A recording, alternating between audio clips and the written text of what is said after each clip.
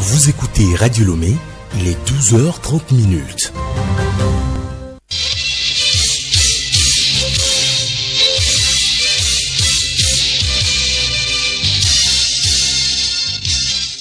Magazine Pluriel. Étienne Nabédé.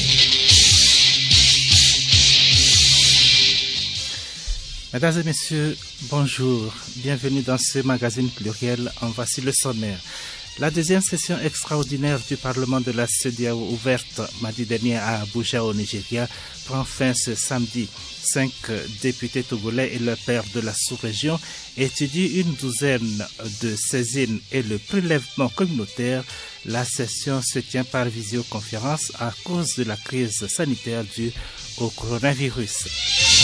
Au Mali, les échecs se succèdent, mais la médiation reste tout de même optimiste. Un sommet extraordinaire de la CEDEAO doit se tenir à nouveau lundi pour sortir le pays de la crise. Le mouvement du 5 juin, coalition hétéroclite qui mène la contestation, accuse le président Ibrahim Boubacar Keïta de faillir à sa mission sans explicitement réclamer cette fois-ci sa démission. Coronavirus, les communes du Togo apportent leur pierre dans cette lutte contre la pandémie. Des séances de sensibilisation tous azimuts sur le respect des mesures barrières, l'assainissement de la commune, son développement socio-collectif, le civisme, la citoyenneté. Voilà entre autres actions menées par le maire de la commune Golfe 5, Kossé Agbeniga Abouka, pour en limiter la propagation. Il est notre invité, il nous en parle dans ce journal. Un homicide est un acte criminel et doit être puni par la loi. Dame Kinisao, accusée de meurtre sur son concubin, a écopé d'une peine d'emprisonnement de 15 ans. C'est à suivre également dans ce journal dans Écho du Palais. Les autres rubriques sont les sports et la revue de presse.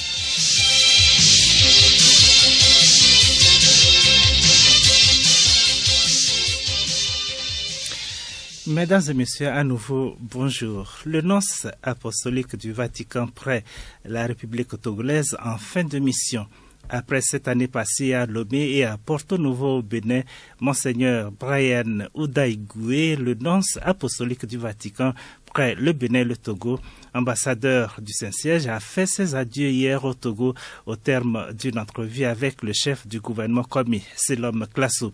Cette rencontre a permis aux deux personnalités d'évoquer les excellentes relations d'amitié et de coopération entre la République togolaise et la Cité du Vatican. Monseigneur Brian Udaigwe à l'issue de l'entrevue. Cette visite pour accomplir la formalité à la fin de ma mission de nonce apostolique, j'ai profité de l'occasion pour leur remercier de la collaboration que j'ai eue avec le gouvernement pendant ces années-là, 7 ans, qui dans le monde diplomatique, c'est long. Mais pour moi, les 7 ans sont passés tellement très vite pour l'amour que j'ai pour le pays. Vous savez, je suis nigérien, mais c'est pas seulement de ça. J'ai senti propre chez moi ici, alors j'ai partagé ce que j'ai vécu. Certainement, il y a les joies, il y a les peines. Mais les joies, pour moi, occupent 99%. Et je pars, mais je laisse une partie de mon cœur au Bénin et au Togo, tous ces pays. Ces deux pays où j'ai travaillé ces années-là qui m'ont touché de façon vraiment particulière. C'est presque comme chez moi. En plus de l'accueil, soutien que j'ai reçu des leaders, autorités étatiques ici au centre, même pendant mes voyages, mes visites à l'intérieur du pays, les leaders locaux m'ont toujours accueilli avec amour. Et souvent, c'est pas seulement les leaders catholiques, il y a des musulmans, des adeptes.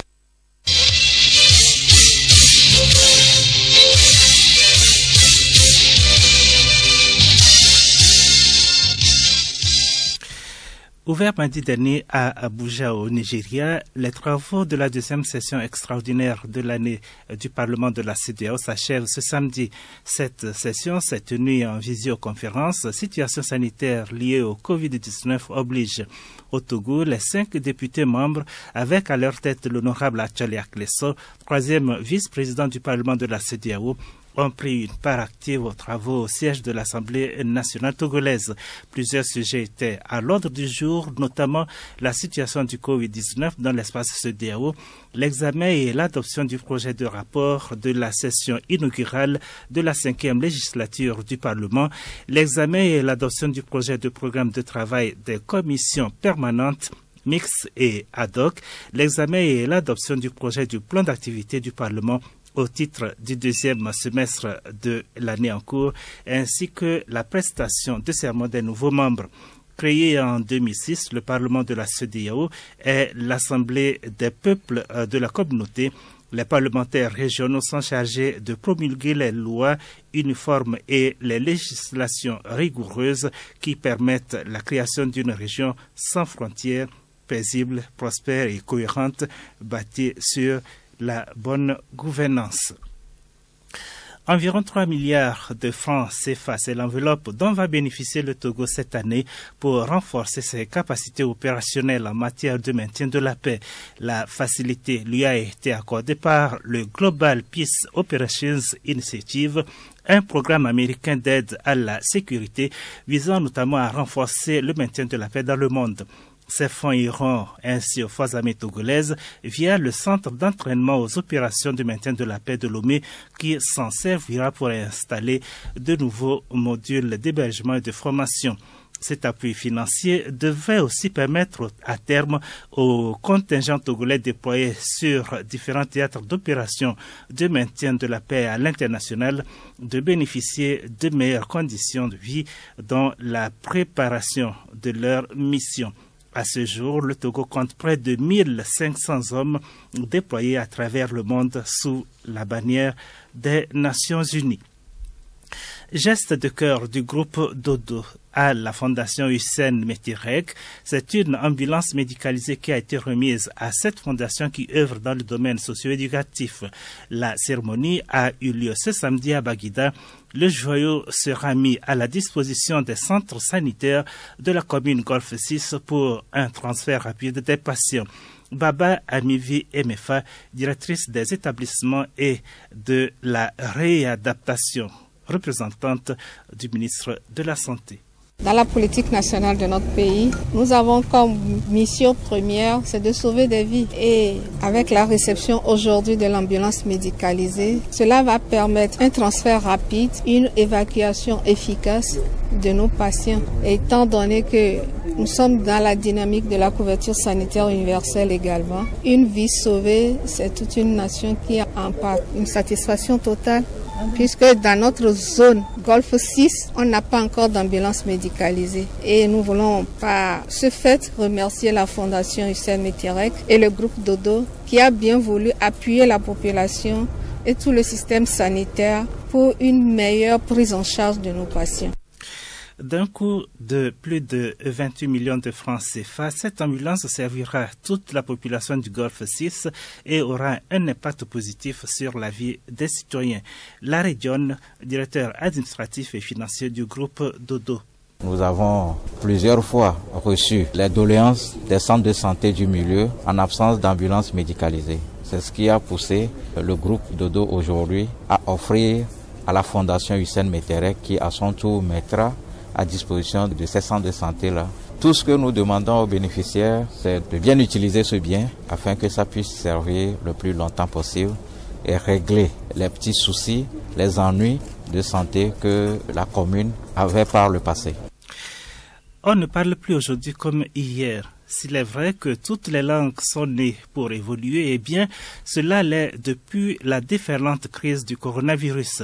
Et utiliser tel mot à la place d'un autre pourrait blesser, stigmatiser, faire naître une crise ou une violence de quelque nature que ce soit. Car souvent la parole a été comparée à une arme pour vaincre, convaincre, pour manipuler ou pour soumettre.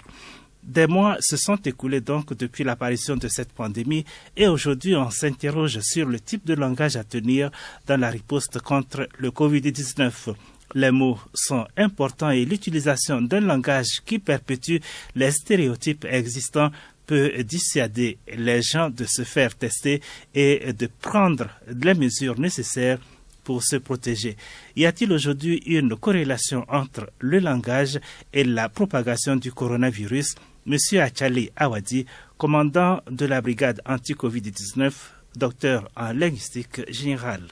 D'abord, la crise crée le langage et un langage peut créer une crise. Maintenant, la crise peut créer un langage et ce langage peut exacerber la crise si le langage n'est pas bien géré. Et ça, aujourd'hui, c'est ce que nous vivons actuellement, surtout en cette situation de corona. Parce que nous avons toujours des habitudes de vie. Et avant l'arrivée de la Covid, il y a toujours cette tension entre les êtres humains. Oui, il y a tel argent ici, tel à manger. Il y a tel ceci, tel a fait ci, tel a fait ça, tel a fait là.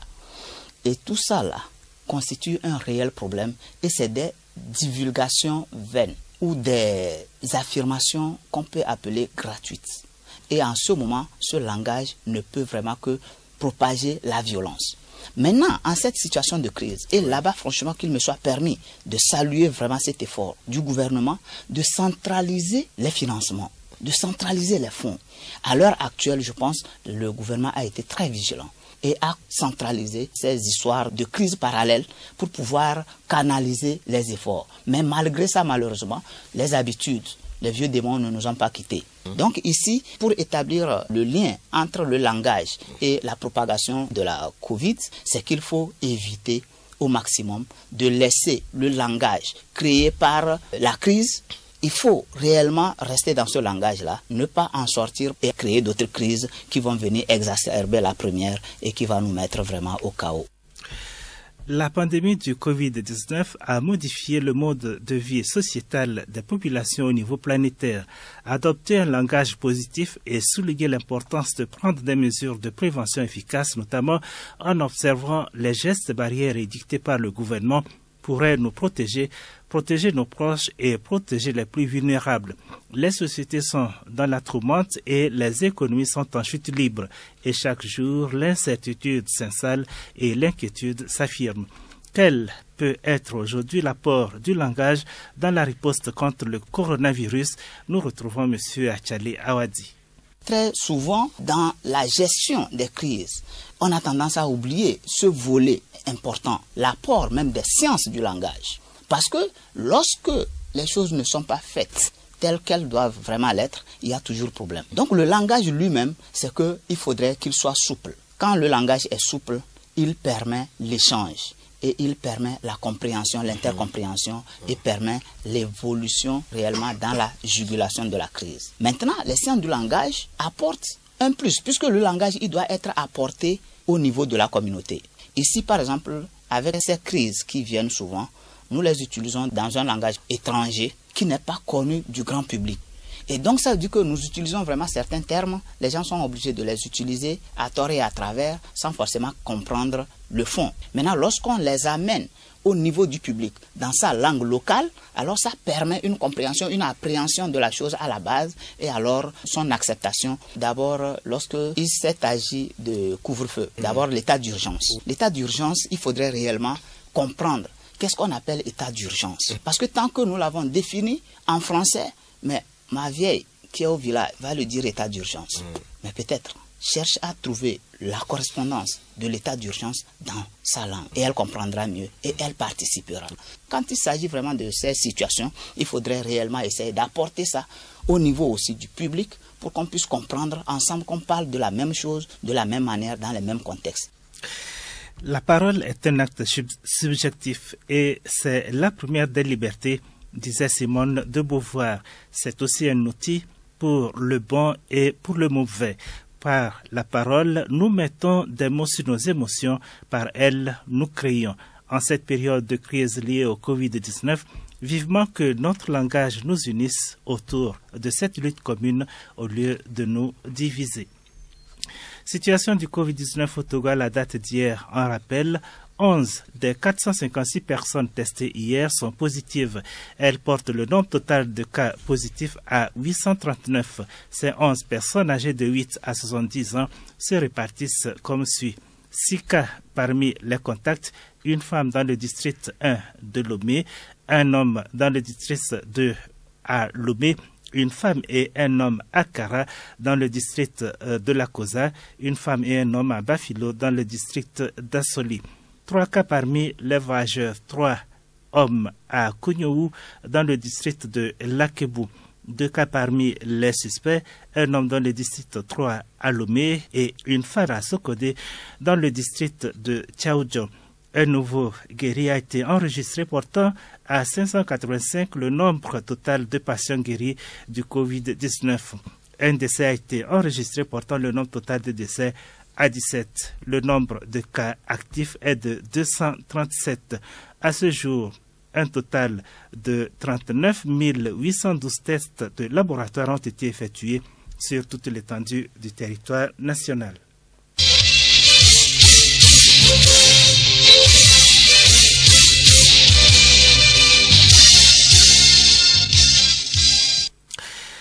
Présidentiel en Centrafrique, le parti Kwana Koa s'apprête à désigner François Bozizé comme son candidat au scrutin présidentiel de décembre prochain. L'occasion pour l'ancien chef de l'État centrafricain de muscler sa communication à Bangui aux grandes dames des partisans de Faustin Archange Touadéra qui y voient une provocation. Si sa désignation n'est qu'une formalité, l'ancien président déchu devra, dans la campagne électorale, faire face à la mobilisation des partisans de Faustin Archange Touadéra. Le chef de l'État centrafricain a d'ailleurs mis en place au sein de son mouvement Cœur Uni MCU, un véritable dispositif consacré à contrecarrer les espoirs de reconquête électorale de François Bozizé. En Côte d'Ivoire, alors que les partis poursuivent leur processus de désignation de leurs candidats à la présidentielle d'octobre prochain, le cas de la commission électorale indépendante pose toujours problème. Le 15 juillet dernier, la Cour africaine des droits de l'homme et des peuples pointait du doigt le déséquilibre de la CI en faveur du parti au pouvoir. Le contentieux autour de l'institution en charge des élections reste l'éternelle pierre d'achoppement entre l'exécutif et l'opposition. L'actuelle CI, adoptée il y a presque un an, devait réinstaller la confiance entre les partis politiques, mais l'opposition continue de dénoncer une balance qui penche largement en faveur du pouvoir. Le Mali, toujours au devant de la scène politique africaine, un sommet extraordinaire de la CEDEAO est prévu lundi prochain par visioconférence. Il n'est plus de doute que la crise malienne occupe bien les responsables ouest-africains au plus haut niveau. Après le déplacement sans succès à Bamako de pas moins de 5 chefs d'État de la sous-région, le chef de l'État nigérien et président en exercice de la CEDEAO, Mamadou Issoufou, rassure que des mesures fortes pour accompagner le Mali seront prises lors de ce sommet. Odette Pira. C'est l'une des médiations les plus difficiles et les plus complexes que les chefs d'État ouest-africains tentent de mener depuis plusieurs jours au Mali. Même si les 5 émissaires de la CEDEAO ne sont pas parvenus à faire accepter à l'opposition malienne leur plan pour sortir le pays de la crise, ils restent optimistes. La rencontre de lundi a pour but principal de faire un compte-rendu à ensemble des chefs d'État de la CEDEAO. Pour le président nigérien, également président en exercice de la communauté ouest-africaine, des mesures fortes seront prises à l'issue de ce sommet pour accompagner le Mali. Faire partir le président Ibeka alors qu'il a été démocratiquement élu demeure une ligne rouge pour la CEDEAO, a poursuivi le président nigérien. Le plan de la CEDEAO soutenu par la communauté internationale prévoit la nomination rapide d'une nouvelle cour constitutionnelle pour régler le litige autour des législatives ainsi que la mise sur pied d'un gouvernement d'union nationale. Voilà la limite que l'opposition n'entend franchir et qui constitue la pierre d'achoppement. L'imam Mahmoud Diko, figure centrale de la contestation qui s'écoule au Mali depuis juin, estime que rien n'a bougé pour le moment. Nous sommes un peuple debout, dit-il. Nous ne sommes pas un peuple soumis ou résigné. Au pouvoir depuis 2013, le président Ibrahim Boubacar Keïta est massivement contesté dans la rue depuis juin. Au climat d'exaspération nourri depuis des années par l'instabilité sécuritaire dans le centre et le nord du pays, le marasme économique ou une corruption jugée endémique est venu s'ajouter l'invalidation par la Cour constitutionnelle d'une trentaine de résultats des élections législatives de mars-avril. En attendant le sommet extraordinaire de lundi, la situation reste des plus précaires à Bamako, où une trêve a été décrétée le temps de la fête de la Tabaski. Report en RD Congo du procès en appel de Vital Kamerhe au 7 août prochain. Un mois après la fin de son premier procès, le directeur de cabinet du président Tshisekedi était de nouveau devant les juges hier, mais tout juste ouvert, le procès en appel de Vital Kamerhe a été ajourné au 7 août prochain pour des raisons de procédure. Sur le fond du dossier, les avocats de Vital Kamerhe demandent toujours l'acquittement de leurs clients.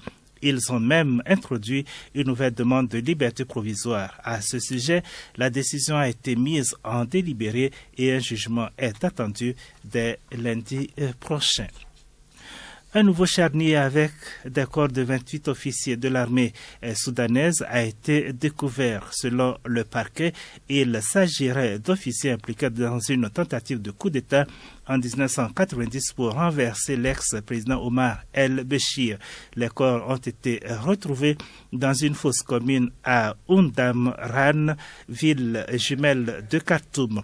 Il s'agit du second charnier découvert depuis la chute de Omar el-Béchir. Selon le procureur, il aura fallu 3 semaines et une participation de 22 experts pour localiser le site du charnier.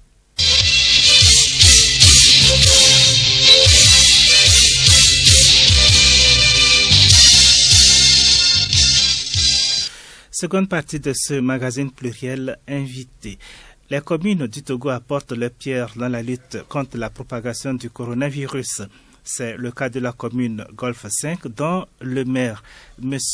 Kossi Agbenigan Aboka, a entrepris dès son apparition des séances de sensibilisation tous azimuts sur le respect des mesures barrières. Et depuis quelques jours, le maire et ses conseillers sont en session ordinaire avec toujours les mêmes préoccupations, l'assainissement de la commune, son développement socio-collectif, le civisme, la citoyenneté et surtout la gestion de la crise du coronavirus. Comment se fait la sensibilisation? Quelles difficultés dans la gestion de la commune et quel impact réel sur la vie socio-économique de la commune?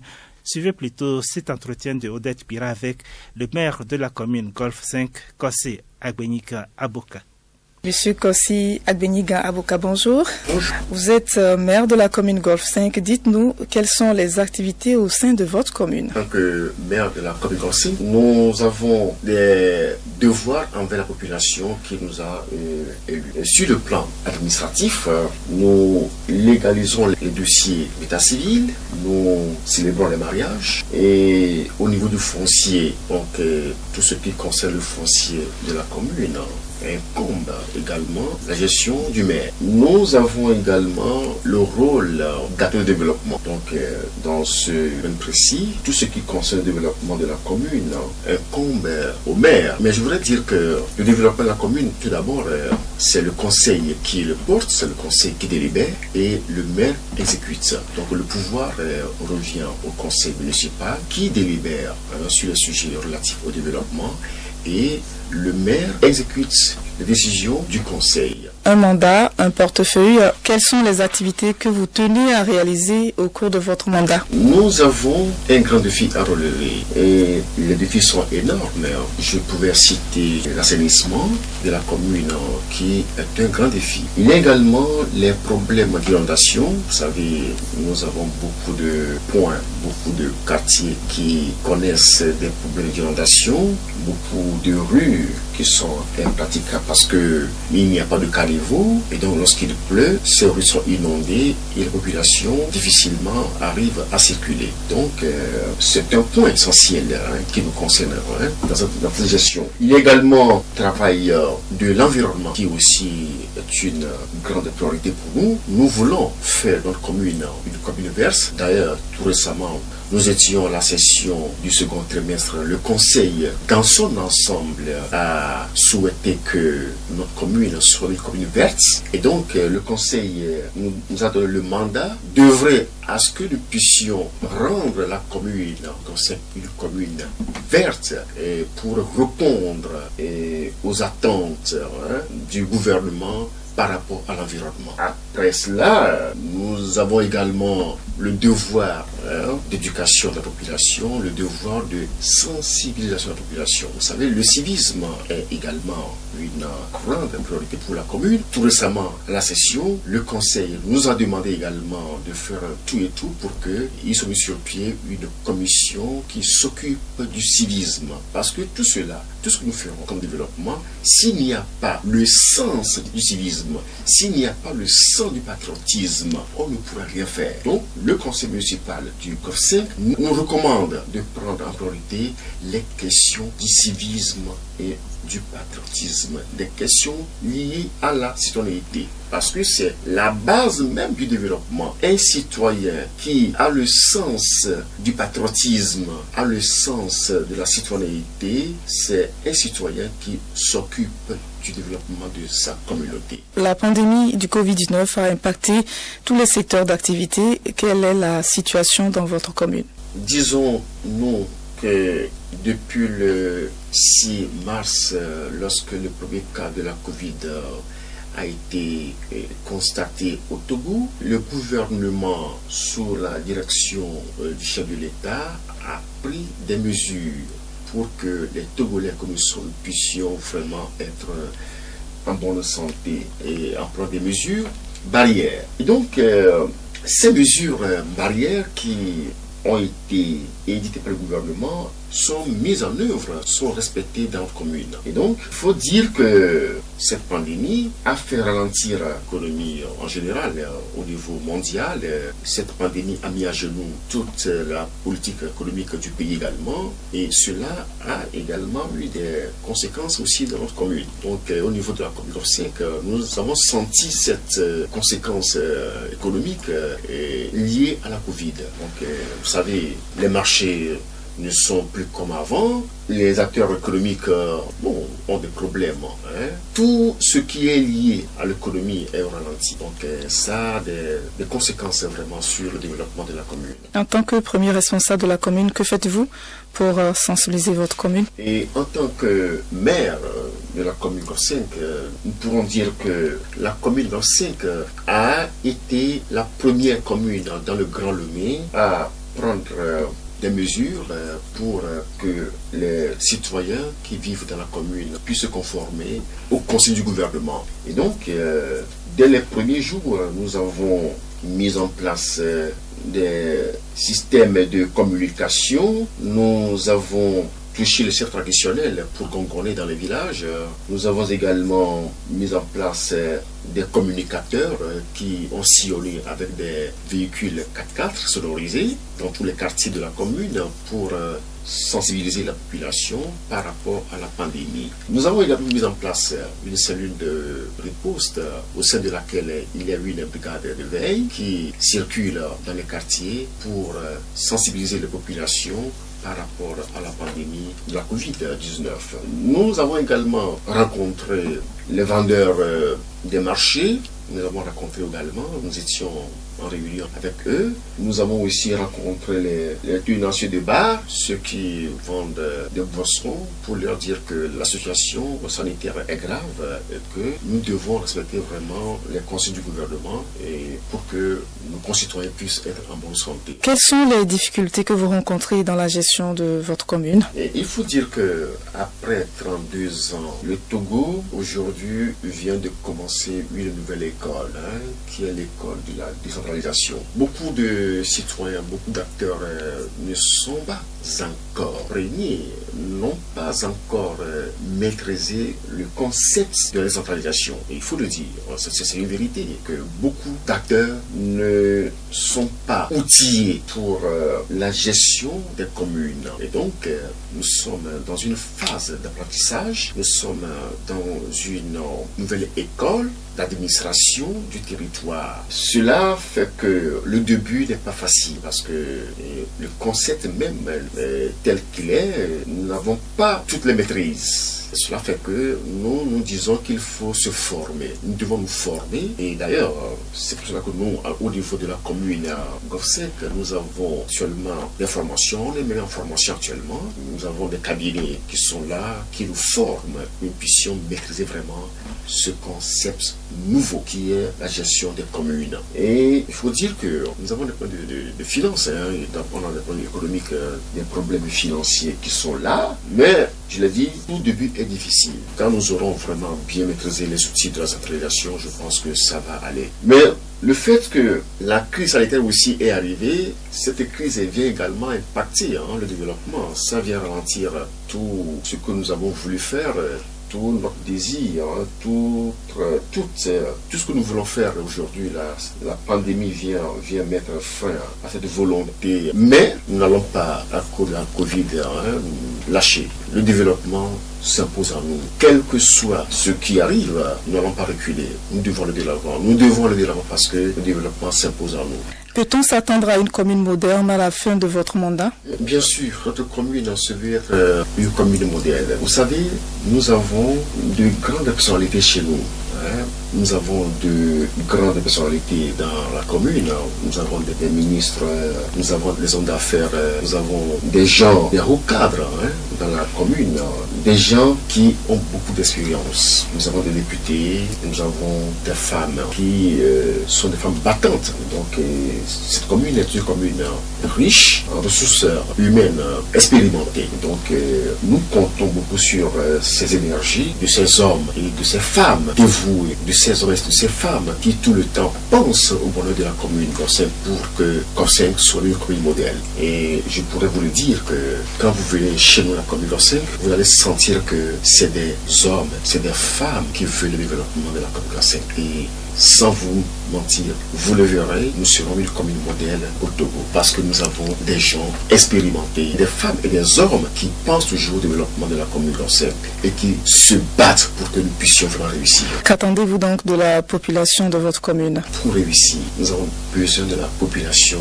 qui nous a élus. Nous avons besoin de leur collaboration. Nous avons besoin du patriotisme de nos populations. Nous avons besoin de la citoyenneté, du civisme fiscal, parce que le développement de la commune n'est pas l'affaire du maire seul ou des conseillers élus. Nous avons besoin de tout le monde. On a besoin de tous les bras, de toutes les femmes, de tous les hommes, de tous les jeunes pour pouvoir faire de la commune une commune modèle. Nous voudrions lancer un appel de citoyens, à tous nos administrés de collaborer, de nous aider pour que nous puissions ensemble faire de notre commune une commune modèle. Parce que c'est ensemble que nous pourrons le faire. Monsieur Kossi Agbeniga Abouka, je rappelle que vous êtes le maire de la commune Golf-5. Votre message pour conclure? Nous aimerions pour terminer dire qu'il faut l'amour du travail, l'amour de la patrie. Nous devons avant tout aimer notre pays. Nous devons l'aimer et travailler pour notre pays. C'est pour cela que je voudrais lancer un appel à tous nos administrés de faire tout pour que notre commune soit une commune modèle. Nous avons besoin de tous les bras pour travailler.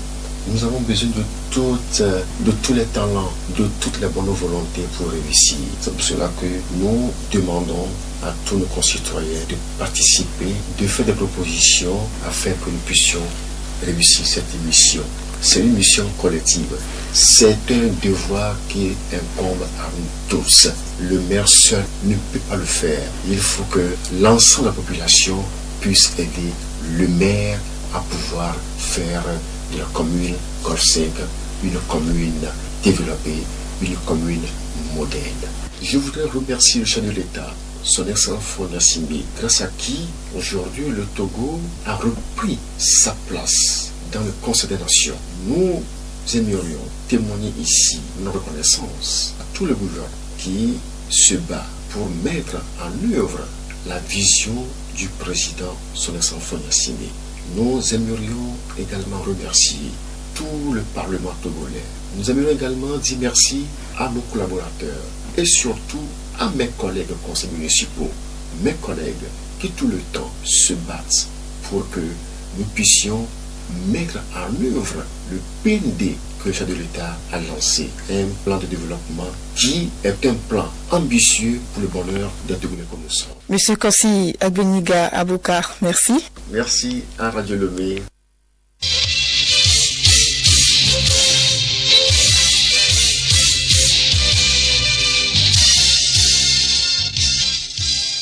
Écho du Palais. 15 ans de réclusion criminelle, c'est la peine requise contre la nommée Kina Sowa. Elle est accusée d'homicide volontaire sur son concubin. La jalousie serait à l'origine de cet acte criminel. Le récit des faits avec Elena Sabi. Le sieur Yendoubé habitait la maison maternelle à Gbalépé-Dogan avec sa concubine, la nommée Kina Sowa. Celle-ci, étant cuisinière à la préfecture du Zior, s'y rendait tous les lundis matins et ne rentrait que les vendredis soirs. Pendant 7 ans, la concubine tombait enceinte, mais les grossesses ne faisaient que couler. En novembre 2009, ils ont eu un enfant qui décéda quelques heures après sa naissance. Le concubin, visiblement découragé, changea d'attitude et devint violent à l'égard de sa concubine. En décembre 2010, ils ont dû aller faire des cérémonies au village, mais depuis le retour du village à Lomé, la situation empirait plutôt. Celle-ci ayant fini par découvrir que son concubin avait une copine à Agouenivé, elle l'interpella, mais il nia dans un premier temps avant de lui interdire de s'immiscer dans sa vie privée. La concubine, voyant son concubin lui échapper, décida d'en finir avec lui. Ainsi, le mardi 22 février 2011, elle revint de Tchévier à Lomé avant le concubin qui rentra aux environs de 21 heures. Vers le milieu de la nuit, pendant que le concubin était couché à plat ventre et dormait profondément, la concubine se saisit d'un rouleau à pâtisserie et lui asséna 3 coups secs à la nuque et il rendit l'âme sans laisser aucune trace de lutte. Elle ferma la porte, prit la fuite et le 24 février 2011, elle se mit à téléphoner aux parents du concubin pour leur demander d'aller voir, ce qui n'allait pas avec ce dernier sous prétexte qu'elle lui téléphonait et qu'il ne décrochait pas. Aux environs de 10 heures, la grand-mère du concubin fut alertée par de grosses mouches qui s'agglutinaient sur la porte de son petit-fils. Elle fit alors appel à son petit frère qui alla défoncer la porte de la chambre de son grand frère. Yendoubé fut retrouvé mort dans son lit en état de putréfaction avancée. En enquête préliminaire comme à l'information, l'inculpé Kina Sowa a reconnu les faits d'homicide volontaire qui lui sont reprochés. Les faits étant prévus et punis par les articles 167 et 168 du nouveau code pénal, elle a été condamnée à 15 ans de réclusion criminelle.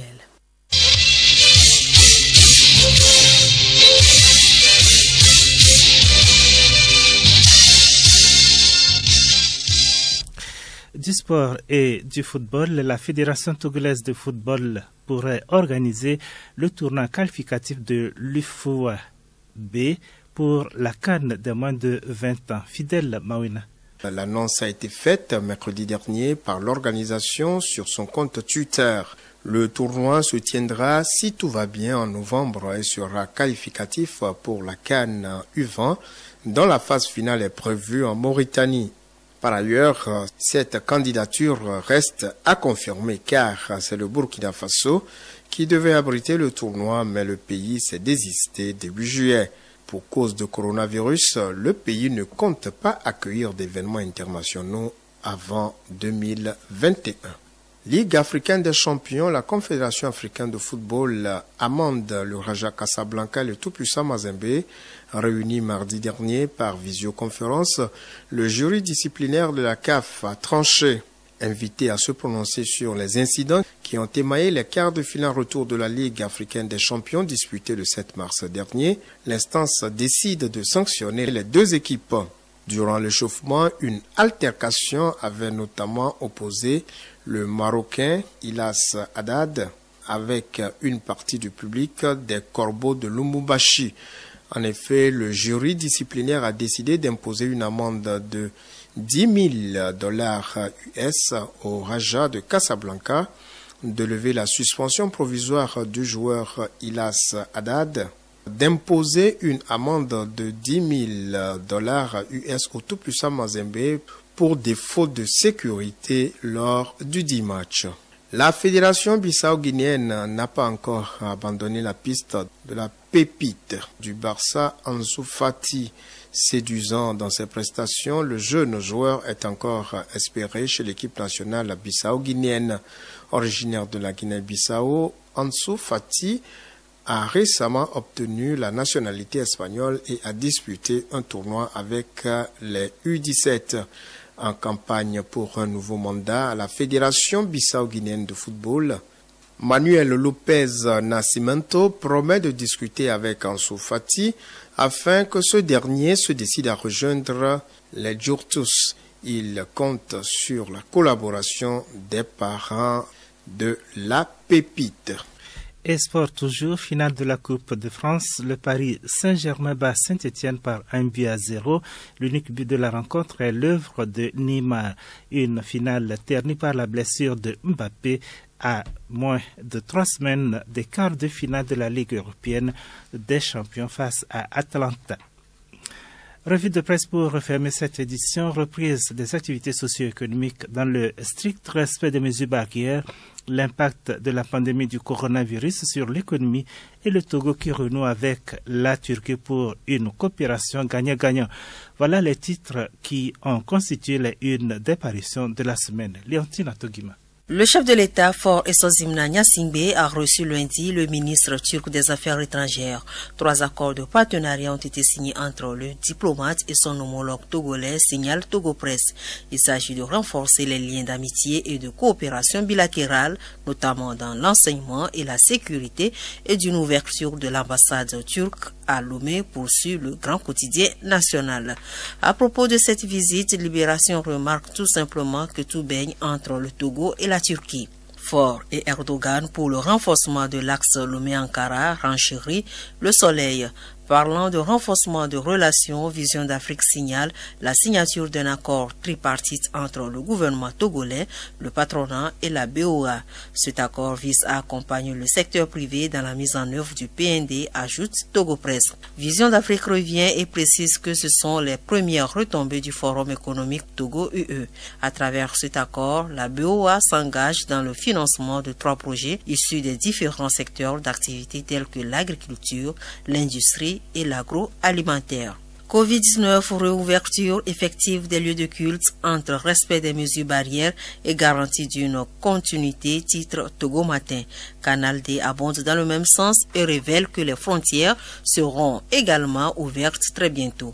L'équipe technique est en train de peaufiner les derniers réglages avant la reprise officielle du trafic des passagers qui est annoncée dans un bref délai, rassure la ministre en charge des transports, Zouriatou Kassa Traoré, dans les colonnes de l'hebdomadaire. L'université de Lomé, elle autre, est déjà fixée sur la date de reprise des cours en présentiel. Ce sera lundi prochain, annonce à Topani. Gestion de la crise sanitaire, au-delà de tout, Sani Yaya assure l'essentiel, remarque le journal Le Soleil. L'économie togolaise éprouvée par la pandémie du Covid-19, le ministre Sani Yaya dresse un tableau qui relève les efforts louables du gouvernement malgré la situation difficile, note Dunia Le Monde. Les parutions sont également revenues sur le sort des élèves auteurs des sextapes. Selon le libéral, ces élèves impliqués ont bouclé 7 jours de détention. La HAC doit jouer son rôle dans cette affaire, exhorte Fraternité. Tingo lui trouve plutôt que nous sommes tous coupables. La crise malienne avec la médiation de la CEDEAO était également à la une des journaux. La grosse artillerie de la CEDEAO sombre face à l'intransigeance du M5, estime Vision d'Afrique. Ibrahim Boubacar Keïta, indubitablement vers la sortie, s'interroge Miroir Info. Les 5 présidents ouest-africains pourront-ils faire sortir leur homologue de l'impasse? C'est la question que se pose le bâtisseur.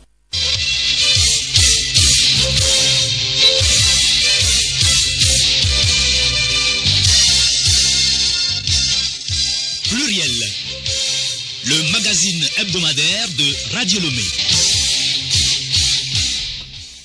Mesdames et messieurs, ainsi s'achève cette édition de Magazine Pluriel de ce samedi. Mais avant de nous séparer, suivez la rubrique sensibilisation avec Juliette Camdet. L'immunité, dit-elle, est la capacité naturelle d'un organisme à se défendre contre les agressions. C'est l'une des principales lignes de défense biologique. Comment fonctionne donc cette immunité? Suivez plutôt.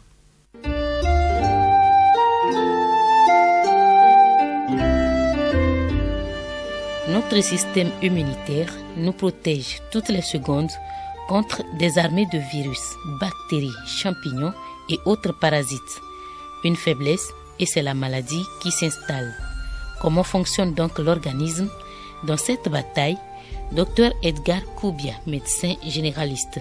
Pour comprendre le fonctionnement de l'organisme humain, nous allons prendre un schéma très simple. Ce serait comme le schéma d'un pays avec son armée. L'organisme étant donc le pays, nous avons des structures qui sont destinées à défendre l'organisme contre l'invasion des corps étrangers, donc contre des provocations et des agressions venant donc de l'extérieur. Ces défenseurs sont appelés les globules blancs. Et ces globules blancs, on en a donc de plusieurs types. On va parler des lymphocytes, on va parler des macrophages. Il y aura plusieurs cellules qui interviennent donc dans la défense de l'organisme. Lorsque l'agresseur, donc en fonction du type d'agresseur, il y a des types de cellules qui vont se développer et qui vont attaquer l'agresseur et le neutraliser. Donc schématiquement, c'est comme ça que cela marche. Lorsque l'agresseur est une bactérie, il y a des macrophages qui vont se développer. On appelle ça des granulocytes. On va les scinder, on va les appeler les neutrophiles. Et ce sont les polynucléaires neutrophiles qui sont en première ligne de défense pour aller donc combattre ce microbe. Mais généralement, lorsque l'agresseur est un virus, la défense devient un peu plus spécifique et un peu plus complexe. Là, il va s'agir des lymphocytes qui vont aller à la bataille. Et dans ces lymphocytes, on aura deux grandes familles aussi de lymphocytes. Il y a ce qu'on va appeler les lymphocytes B qui vont sécréter des anticorps vis-à-vis aux antigènes qui sont sur le virus qui est venu. Et pour donc tuer ces antigènes et tuer ce virus-là. Et nous avons aussi une autre famille de cellules qu'on va appeler les lymphocytes T. Et eux, ils vont entraîner la destruction de la cellule contenant le microbe, c'est-à-dire le virus. Voilà un tout petit peu comment ça marche. Dr Edgar nous donne quelques conseils pour renforcer ses défenses immunitaires. Renforcer son système immunitaire, c'est aider un peu l'organisme à lutter contre ses agresseurs. Et il y a donc l'alimentation qu'il faut contrôler. Il y a également des attitudes qu'il faut éviter. Quand on va parler de l'alimentation, nous devons manger par exemple des aliments qui sont riches en vitamine C, qui sont riches en antioxydants et qui permettent donc à l'organisme de pouvoir lui-même se défendre contre ces agresseurs, c'est-à-dire le virus. Mais également, il y a des attitudes qu'il faut éviter. Nous ne devons pas consommer trop d'alcool, par exemple. Nous devons bien dormir. Nous devons faire un peu de sport, c'est-à-dire d'activité physique pour donner au moins une vivacité à l'organisme. Nous devons également avoir un mental haut. Parce que l'immunité de l'organisme dépend également de l'état psychologique du patient. Lorsque le malade a un bon moral, une bonne santé mentale, une meilleure santé mentale, ça lui permet donc de mieux affronter les maladies et de pouvoir donc s'en débarrasser plus rapidement. Parmi les aliments, il y a plein de choses qu'on peut manger, c'est les fruits, les légumes, les aliments qui sont riches en vitamine C et également éviter de manger trop gras, de manger trop sucré. Ensemble contre le coronavirus, observons les gestes barrières.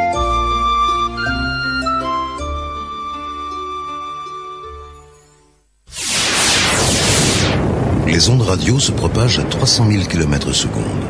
Le son met un peu plus d'une seconde pour atteindre la Lune. On entendra cette pub sur Mars dans 4 minutes et sur Jupiter dans une demi-heure. Bienvenue à nos amis extraterrestres qui nous écoutent. Tout le système solaire.